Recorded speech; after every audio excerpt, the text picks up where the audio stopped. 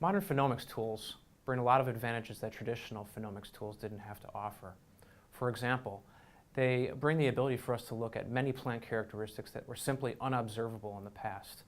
They also allow us to look with a level of accuracy and precision that was not traditionally available with rather elementary tools. We also have the ability to gather massive amounts of data, and that can be both good and bad, but it does allow us to look at many fine-scale characteristics and also larger scale characteristics over a long period of time. So the science of phenomics, the development of new phenomics technologies and phenomics tools, phenomics data collection platforms is really revolutionizing plant breeding.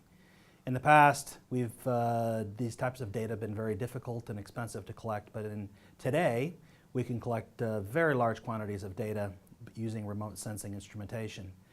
Some of the really big advantages of having a phenomics platform and using phenomics tools to collect these types of data is that it allows you to look back in time based on variation in productivity at different points in the season.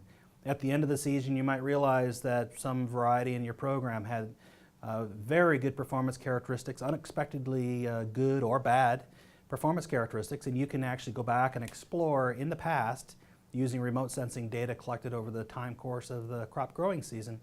Can go back in the past and look at what's the basis for this variation that I see. Is it something that I can detect using remote sensing instrumentation? And they become very, very powerful tools for mining data from prior years or from prior parts in the crop growing season to explain variation in the phenotypes that I see in terms of agronomic productivity.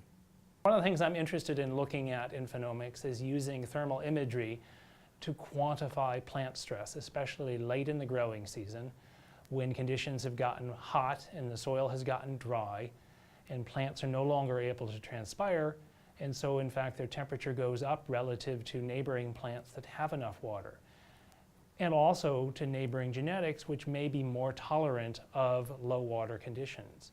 Well, I think that the traditional plant breeding methods are not going to be replaced. That there are strict breeding pipelines or methods that are used for any given crop.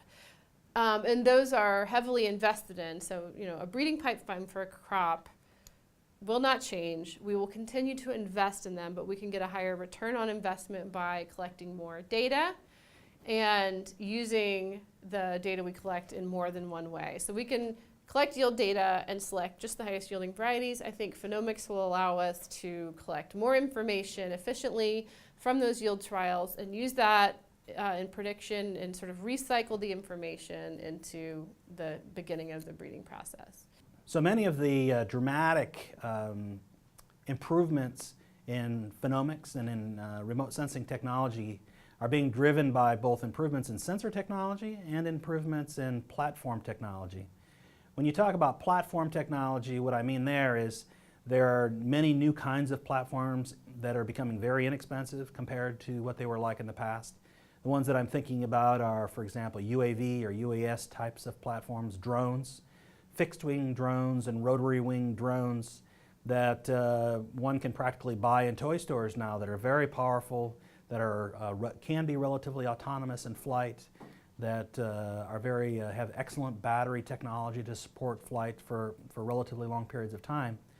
So whether those are air-based platforms or new ground-based platforms that use GIS information to precisely capture information over time, these new platforms are allowing scientists to collect data over designed experiments, field experiments, in ways that we've not been able to do in the past.